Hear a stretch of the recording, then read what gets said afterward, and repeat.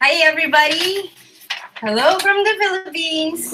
I'm Gail Villanueva, and I'm going to be here with you discussing about diversity and identity in your writing.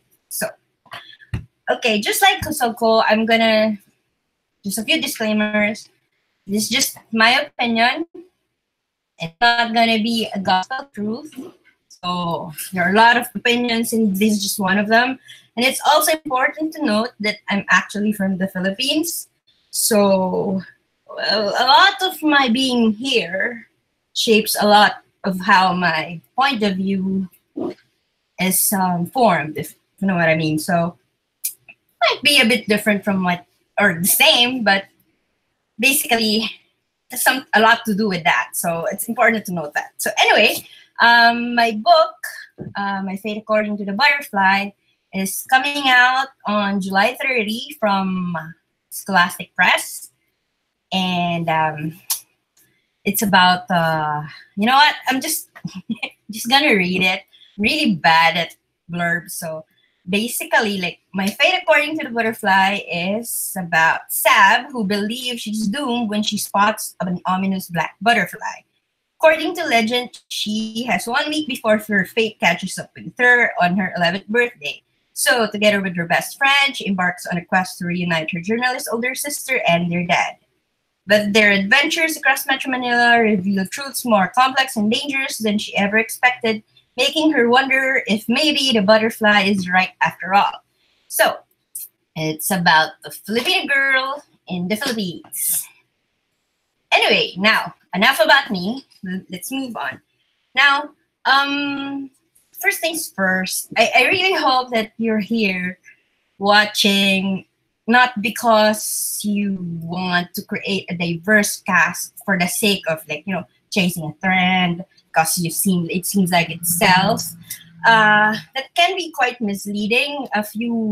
I think a month or a few weeks back, I read something in Twitter. I think I totally forgot the link, so I can't share. But hopefully somebody finds it and then shares it. The comments, that diversity in publishing has still a long ways to go.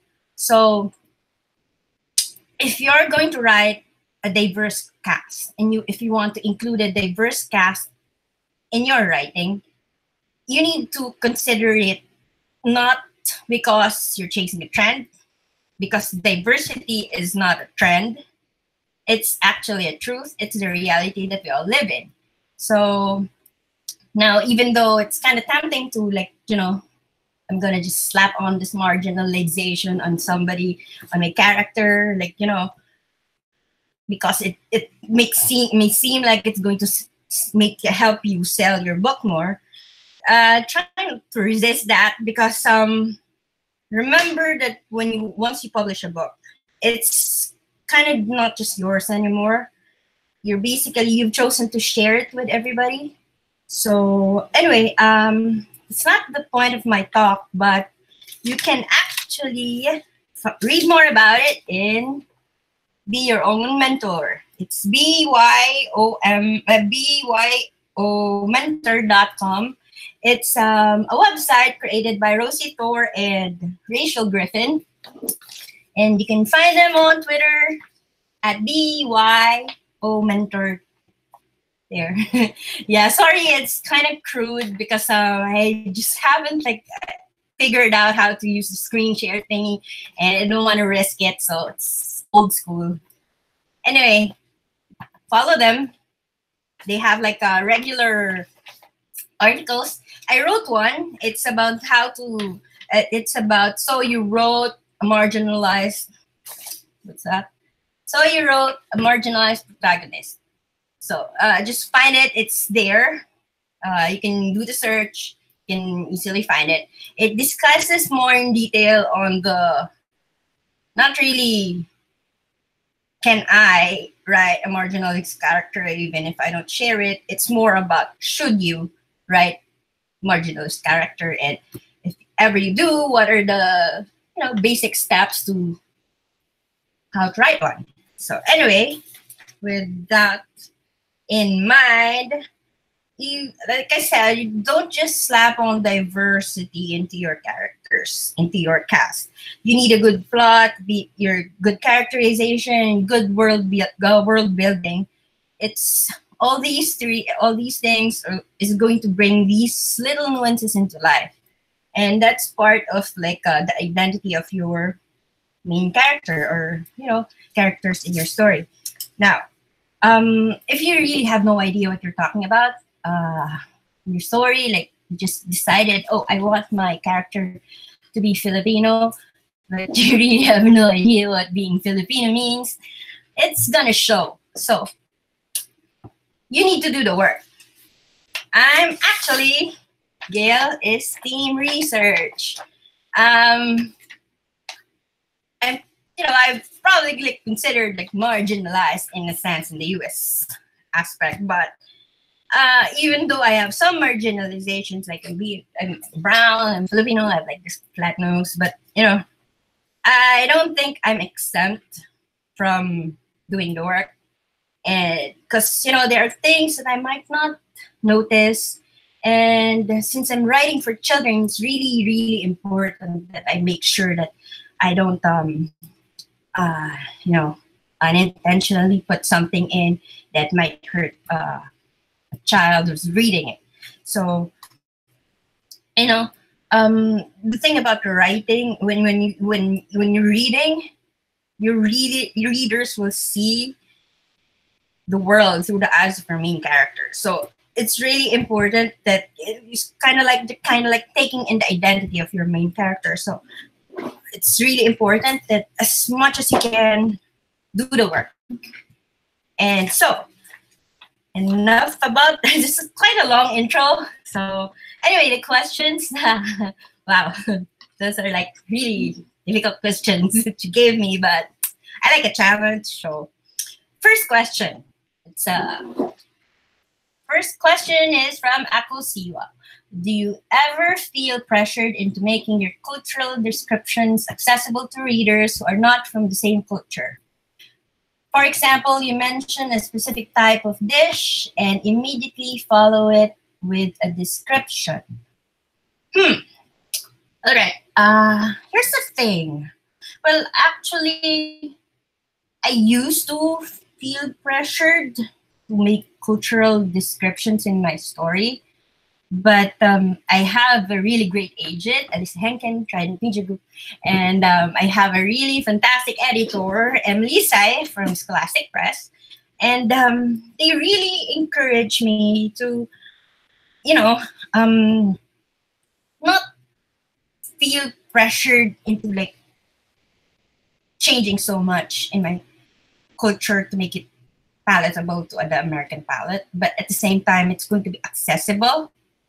I'm gonna discuss that a bit more. So first thing that you need to know is that the Philippines is actually a former colony of the United States. We had been a colony for 48 years, in fact. So most of us, a lot of Filipinos are bilingual since birth. My parents introduced English words to us, to me and my sister, since we were really young. So it's also kind of part of our language. So a lot of us are bilingual since birth. And this makes it a little bit easier to adapt cultural references that make it easy for American audience to relate to, since, we were a colony. But there are some concepts that kind of hard to grasp. And this is actually related to the third question. I'll discuss that more later. But now, with regards to the food question, I love food question. I think a lot of Asian writers can relate to this. Food is an important part of our story. Like, I can write about somebody eating food for like 5 pages, just describing food and all that. Of course, it's gonna be edited out later on, but I kind of like writing it down. Anyway, for this one, For an example, I think I'm just gonna have an example from the art from my book. And one thing about food is that you don't really use the description per se to just explain what it is. It's more about you bringing them into the sharing the sensory details that you experience when you eat that kind of food. So I'm gonna read an excerpt from my book. Here we go. Describe food.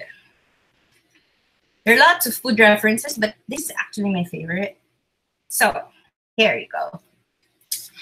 Today is one of those moments when I'm so glad I'm not allergic to peanuts. This kare-kare must be life's way of rewarding my heroism, bringing me to this carinderia, because this canteen has the best kare-kare ever. Swimming among the orange peanut sauce are beef chunks and pieces of ox tripe with melt in your mouth texture. It also has a generous amount of soft eggplants, string beans, and peche greens. The peanut sauce isn't too thick, nor is it too thin. It's the perfect sauce on a cup of steamed rice. I can just imagine that. Oh, I'm getting hungry. It's 11 p.m. and I'm hungry. Add a dash of your sweet and spicy shrimp paste, and you've got a saucy, savory, and slightly sweet combination that's like heaven on earth. I wolfed down the last of my kare-kare and lice, licking the back of my spoon. The butterfly's prediction could come true at this very moment, and I wouldn't mind. If you start licking your plate, I'm disowning you, Ati Nadine quips. She's far from finished with her food. Still, it seems like she's had enough to improve her mood. So in this example, I just, I had like a entire paragraph of describing what kare-kare is. But it's not merely like, to just describe it, because this scene happened after my main character got off, had this little incident at the Metro Manila train where it stopped in the middle of an elevated railway. She's really, really hungry. So you can just imagine her, like, you walked on the rails under the heat of the sun without food, without water, and then you totally missed lunch. So by the time you're going to eat, you're like really famished. So that's exactly what she's feeling right now. So it's not because she just wants to describe it, but she wants you to, she described it in such a way that, my God, I haven't eaten in a while, so I miss this. I deserve this. This is life's way of rewarding me. So, so when you describe things, when you describe food like that, it's best to like immerse your reader in such a way that they don't really find it like you're like a recipe or like it's a food blog. I was a food blogger before, but you don't want your novel to seem like a food blog where you describe every single thing, every single food. But make sure that it fits the scene. So I actually also wrote I also had another guest post. It's actually an interview with letsfoxaboutit.com. I discussed a bit more about this, also related to the second question, by the way. I discussed there more on how to balance writing for an American audience while sharing your culture. So I talk a lot more about it. Don't forget, letsfoxaboutit.com. They're also on Twitter. There you go. So anyway, now for the next question. A friend of mine was writing a fictionalized version of Indian grandfather becoming endangered and sent to Guyana. Spent a lot of his text translating words and explaining customs. Sometimes didn't interrupt the flow of the story, but there were parts where it felt like a manual. afterwards, I realized I've read fantasy novels that did that a little too, because even in the unreal have diversity and identity. How do you decide what to explain? Actually, that's true. Yeah, even the unreal, even in fantasy, you have diversity and identity. Like I said, diversity is not a trend. It's not something that will let you sell a book. It's reality. It's life, you know. So anyway, answer your question. This is one thing that my editor told me. You really, really need to trust your readers. That's one of the things that we decided from when we were while we're working on it. Like we were thinking, should we like I asked her, should I include like a glossary or something of Filipino words that they use in this book, and she just said, we need to trust the reader and let them understand the concepts, the foreign concepts that I inserted by using context clues, because kids are smart. They get it, And the thing about writing, I'm writing MG. I'm not sure if the grandfather here. I think this is adult. This is adult or YA. Anyway, in MG, you just can't it's easy to lose the attention of your reader if you're going to sound like a textbook, because who would want to read fiction that sounds like a textbook, right? So anyway, there are actually different ways on how to do this. With terms, you can use context clues. Again, I'm going to use this as an example. The first one is on the first page. And the first page, my first chapter is up on Amazon and Barnes & Noble. So if you want to pre-order, it's there. But if you don't want to pre-order yet, you can read the first chapter there. So anyway, first chapter. Right. Sunday. If you see the butterfly, somebody you know will die or has already died. My dad wasn't clear. He just said, if the butterfly lands on something of yours, you should expect death to come knocking on your door. Butterflies again. That's my ate, my big sister Nadine. See what I did there? She doesn't believe in the butterfly. Now here, I'm not sure if you can see it, but it says here, that's my ate, comma, my big sister Nadine. So since this is like the first mention of it, it basically just integrated it. And then here on the next one, well, Ate Nadine doesn't believe anything Dad says. And then in the rest of the book, you will notice that Sab, my main character, calls her big sister Ate Nadine, not just Nadine. So because here in the Philippines, in our culture, when somebody's older, we refer to our older sister, since respect is such a big thing with us. We have the what do you call that? I think it's forgot the term exactly, honor or something. Anyway, that term we call that for an older sister, we call our older sister like ate, with the ate prefix, kind of like grandpa. We use some ate for big sister, kuya for big brother. Anyway, tito for uncle, tita for auntie, something like that. So if you'll notice, I didn't exactly say that here in the Philippines, we do this, we refer to our big sister with ate, like that. But it was in the context clues, right? So in the first instance it was mentioned, I basically just, gave the definition. That's my ate, my big sister, Nadine. On the second sentence, on the second paragraph, I referred to her as, well, Ate Nadine doesn't believe in anything Dad says. So here you can see that, that ate pertains to big sister. And on the second paragraph, I added the name ate, the term ate in Nadine, at the start of the name. So somehow, without me explaining it, you know that in the culture that you're reading this book in, a big sister, you call somebody older than you with a big sister, with the term of big sister. So without, the lengthy explanation, just gave you. And imagine if like it was that in the book. It's gonna be really boring.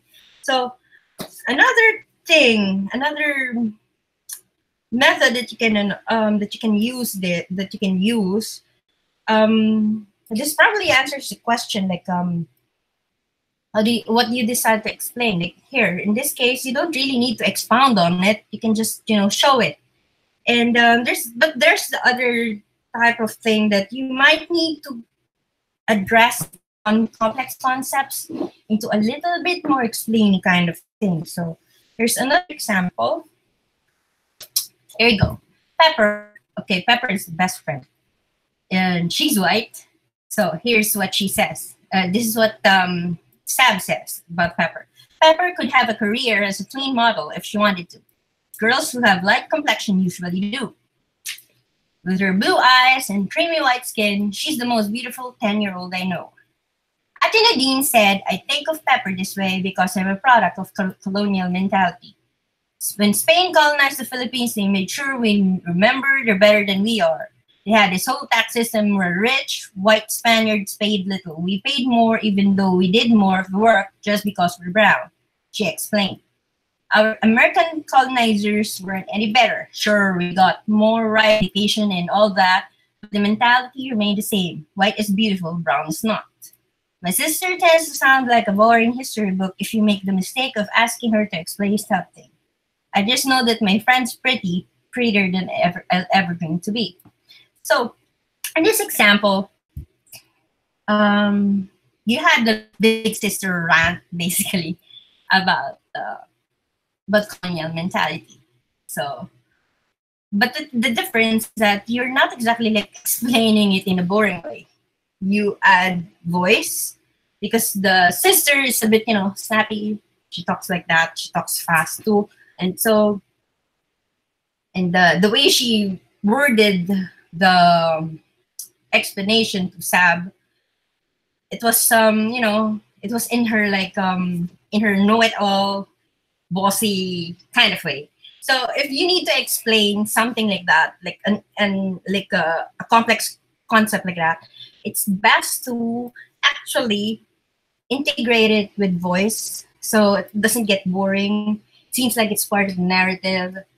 And my book actually has a lot of complex ideas in it, and and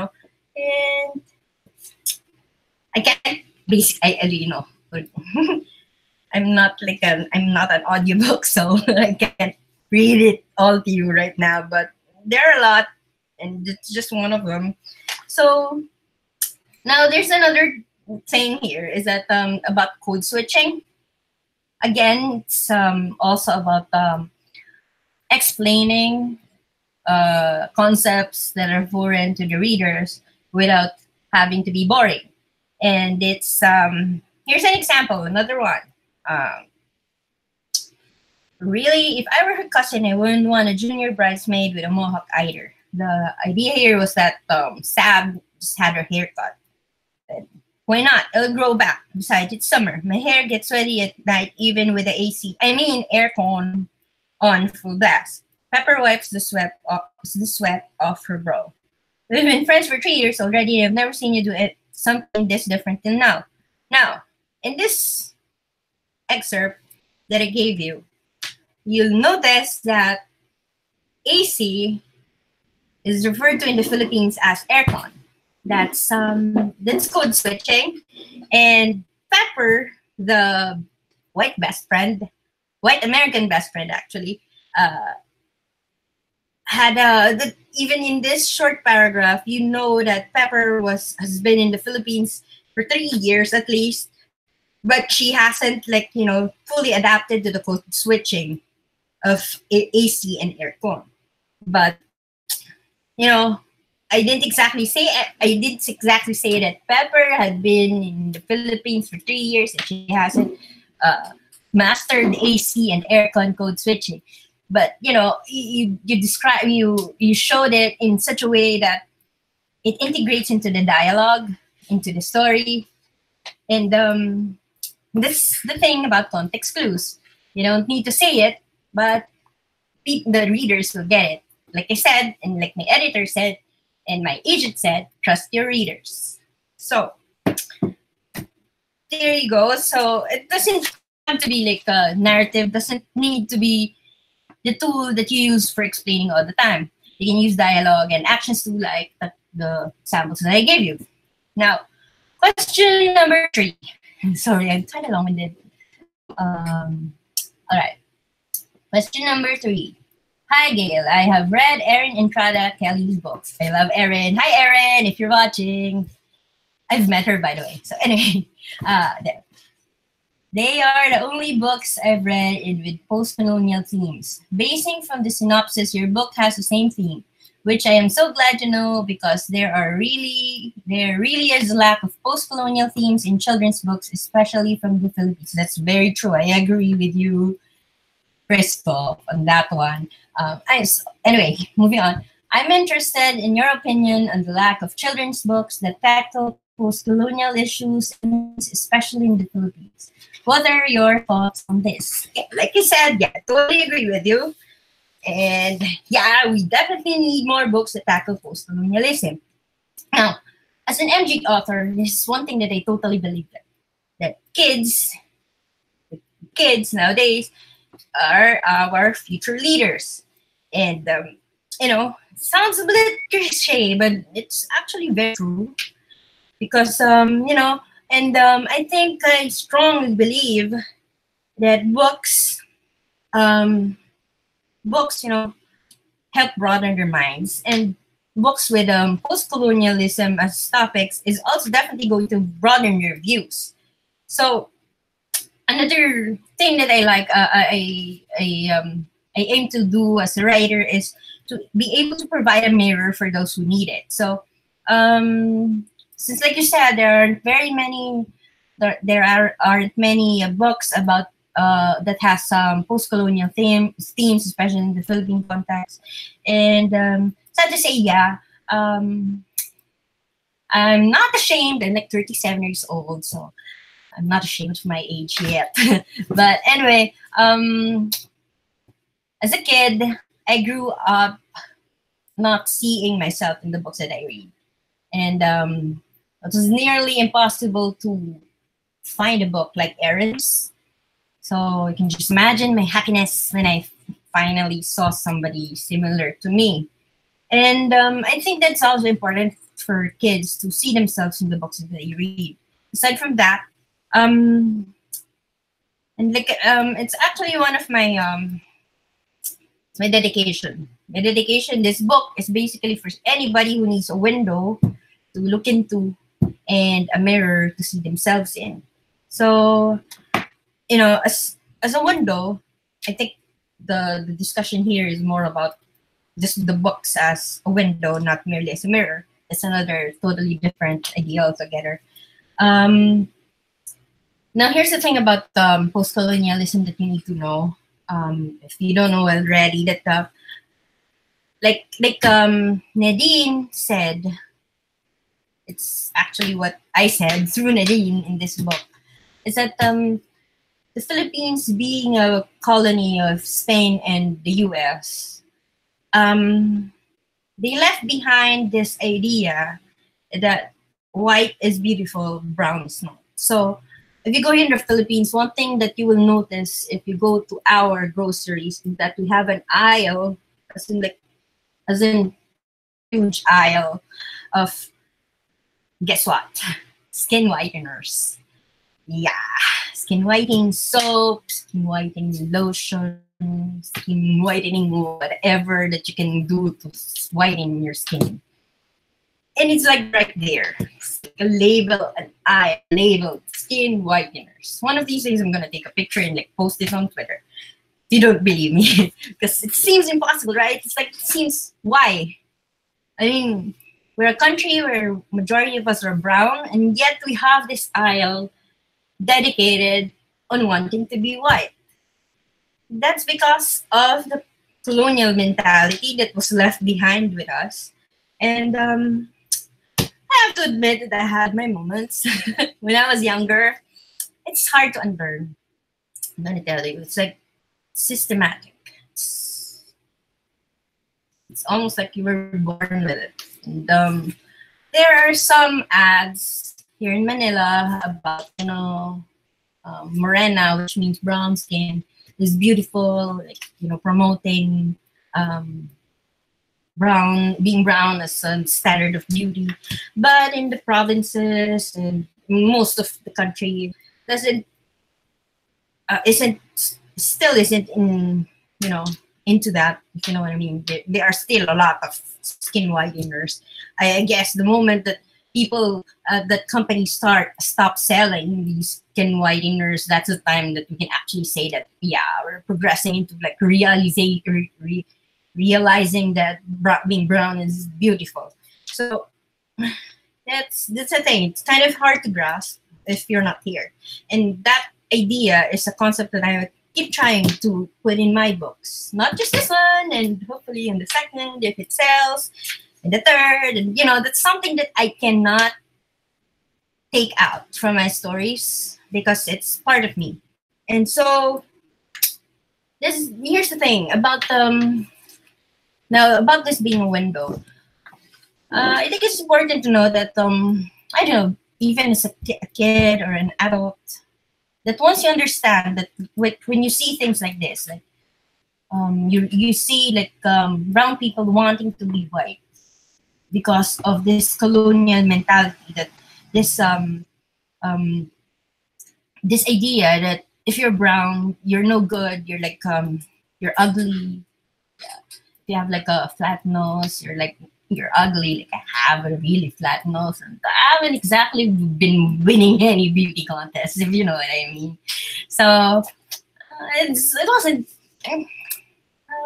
wasn't easy when you don't have books affirming that somebody like you is actually beautiful. Can be considered beautiful in a sense. But so that's for a mirror, right? But if you were going to take it into consideration of the book being a window, I think stories like this, like the ones that discuss like colonial mentality, different cultures. As somebody white, if you're white, if you're a white kid or an adult, once you understand the privilege that you hold, that privilege not only in the United States, but even here in the Philippines, like even if like majority of the Filipinos are dark skinned, you still have like the fair skinned, the light skinned, the white skinned ones having power over that really huge percentage of people, brought on by this colonial mentality, like where, when you were taxed based on the color of your skin in history, that you can like Google it. You'll get search it in Google, and you'll find like a lot of information about the taxation system during the Spanish period. And once you understand that privilege that you hold as a kid or as an adult who has light skin, hopefully this would like influence your worldviews. Like it could influence you enough that you start being part of the solution instead of being part of the problem in systemic racism. So that's one of the things, like that's basically my thought about it. So kind of long. Now for the fourth question, what advice you have for people who may be afraid to claim their identity for fear of blowback from the community? Write your truth, and most importantly, do your research. I can't stress that enough. Research, research, research, research. Like I said, with Gail is team research. And usually blowback. So blowback usually happens when engage with the readers as well, because remember, once it's published, it's out there, and they can form their opinions and everything about that story. So if I were you, if you're going to publish it, this is what I do. I totally just, I ask my husband to block Goodreads from our system, so I can't go there and check what are they saying about my book. And because I'm pretty sure somebody is going to say something about that. Not everybody is going to love your book, but there will be who will be able to relate to you. And that's the reason why you're writing that. So you don't have to be afraid to claim your identity. You just need to make sure that you're not hurting anybody. If you're doing it for, if you want to see, you sincerely want to help somebody find themselves in your story, at the same time not stepping on somebody else, then, I think your conscience is clear, and you just write your truths and block the reviews, don't engage, and you'll be, just relaxed about it. Because, having a book out is really stressful. So don't add to your stress and just block Goodreads. Sorry, Goodreads. I love you, but I can't for my anxiety. So anyway, question number 5. You mentioned in your article writing marginalized protagonists that you worked as a targeted beta reader before. What are the most challenging aspects of being a targeted beta reader? What are the most rewarding? Challenging. So it can be really, really painful. Because here's the thing. Hold on. Sorry. That's the thing about what I said about the previous question. Like doing the research. And in my article, in that one, I did mention about getting targeted beta readers, and that's part of it. So going back to the previous question, like even though I'm a Filipino, I not exactly hired. I had my book read by Filipinos. Not just since my book tackles a subject like the war on drugs. I asked somebody who is against it, who's totally against it, and I asked somebody who is sort of kind of for it, and somebody who is totally for it to read the book. So basically, I just wanted all their opinions, and you don't necessarily have to get them all. And then that's the thing. That's the role of a targeted beta reader. You tell them if something is hurtful to you, and so that can be really, really emotionally taxing. Honestly, there are moments when I saw like, my God, my son, the worst I've seen. I don't know, like somebody describing a girl like a monkey, and that's like, ooh, So when you read things like that, it hurts.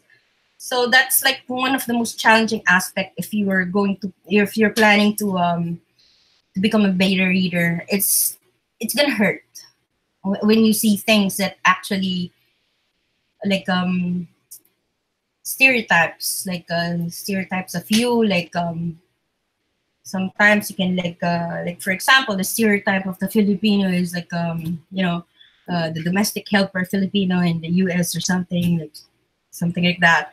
When you see things like that, then just it really just it's like being stabbed. So that's like the main challenge. You need to have the heart to handle it, and you need to have the mental well-being to be able to handle reading things about you that you might not like. But the most rewarding thing that happens when you do is when they actually listen. And this is the nice thing about it. Like even if this is actually why I kind of like I had my book read, even though I'm a Filipino and I had it read by Filipinos. I had it read by Americans, and so I can more or less know if I missed anything. And I did. I totally did. For example, here in the book, I described the uncle who's a police officer wearing an orange shirt, workout shirt, with the Philippine National Police emblem on the shirt.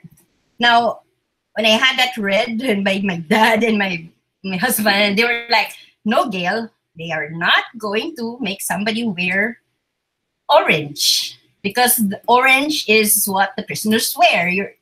They wear light blue shirts." So as you can see, even as part of the community, I make a mistake. And that's one thing that you have to remember. You will make a mistake and you will miss something. You know, nobody's perfect. So it's important you, instead of thinking that the community is going to go against you for writing your truths, why don't you engage the community to, you know, help you get a book out that's not it's going to, like, you know, that's actually closest to the truth. That's like, you know, that's not exactly your truth yet. They're not, you don't really have to write their truth. Sorry about that. It's more like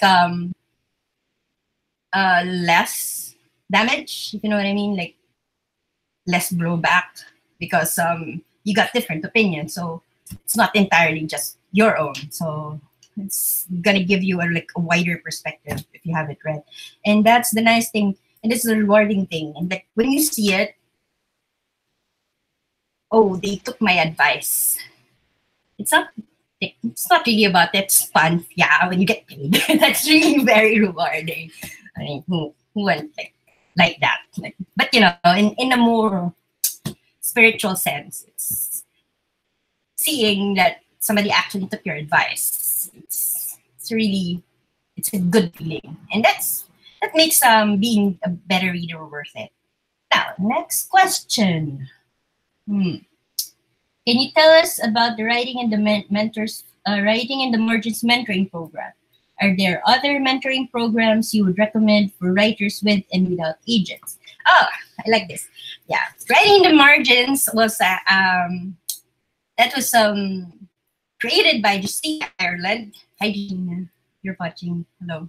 So anyway, I made especially for marginalized authors, and so that's where I met Kate Messner.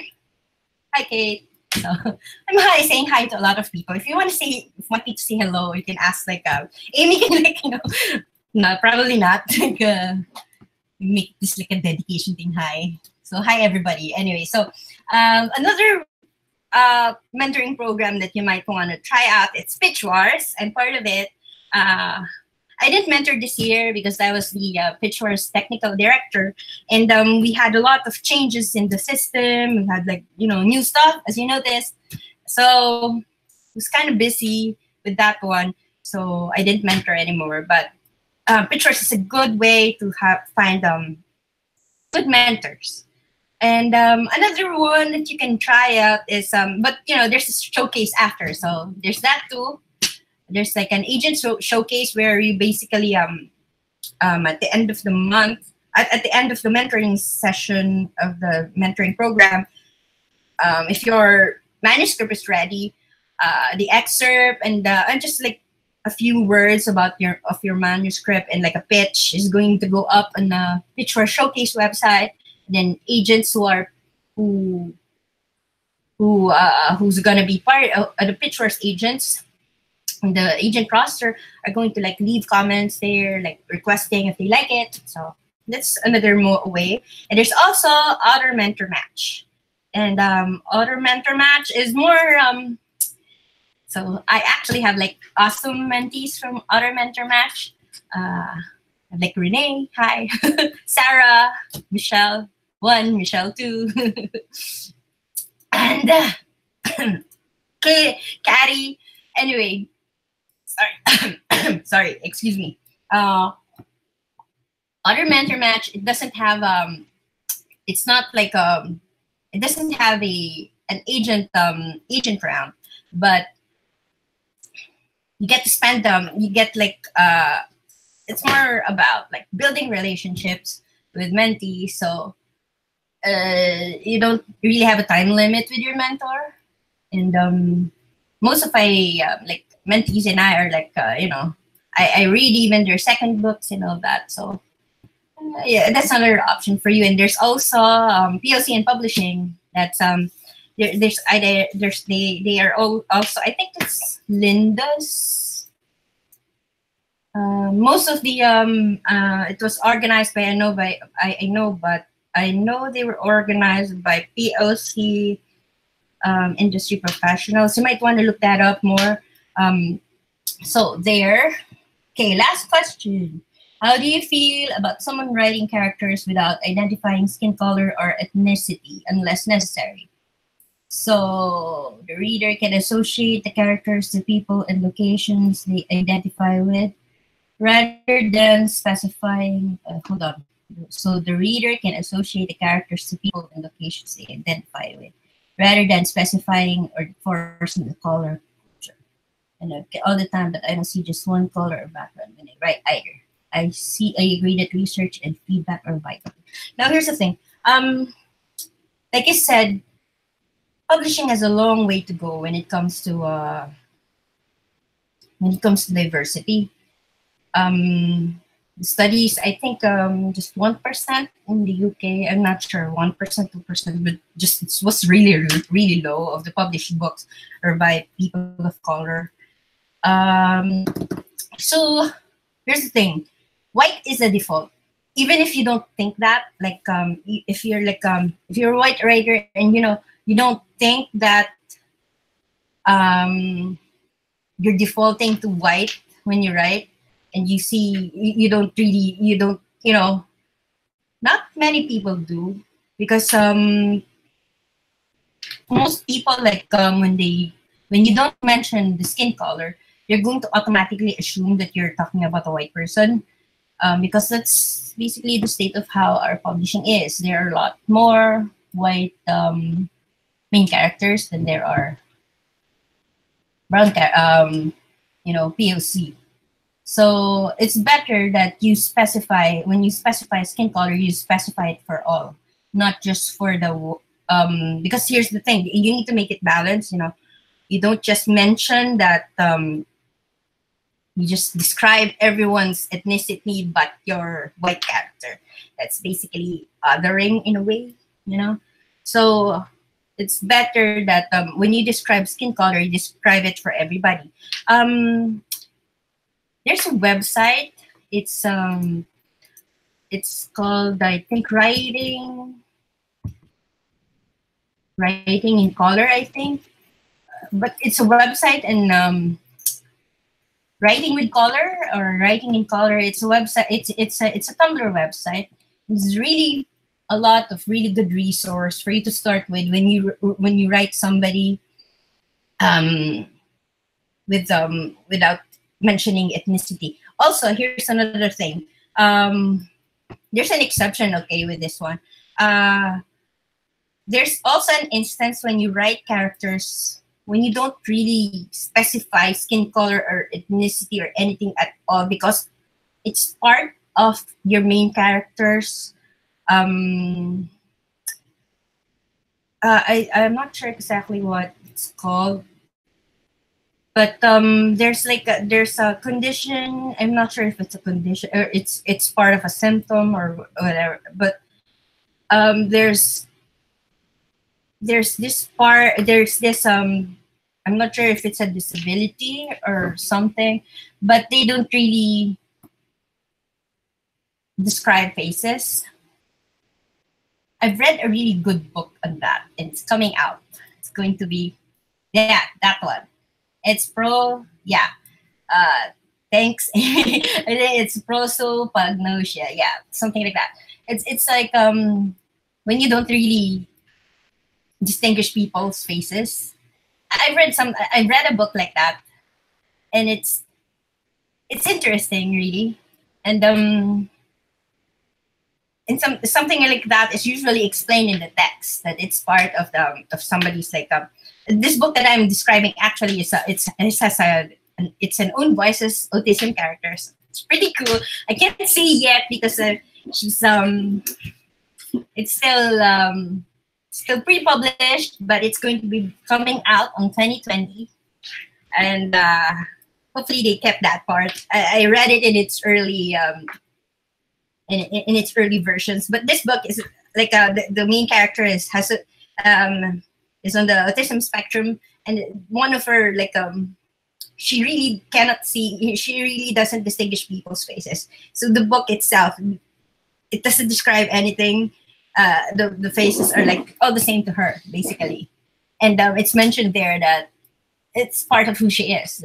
She doesn't really distinguish anybody. So it's those are the kinds of exceptions. But if you're going to be if your main character is like and doesn't have a disability, you're like totally able, then just you just don't want to mention the race. People are just going to assume that your main character, everybody, the whole cast is just white, because we totally just default to white because of the state of publishing. So anyway, but there any more questions? And okay. So are there any more questions? I'm on Twitter, Gail Villanueva. And I'm also, my website is also gaildvillanueva.com. And on Instagram as Gail Villanueva.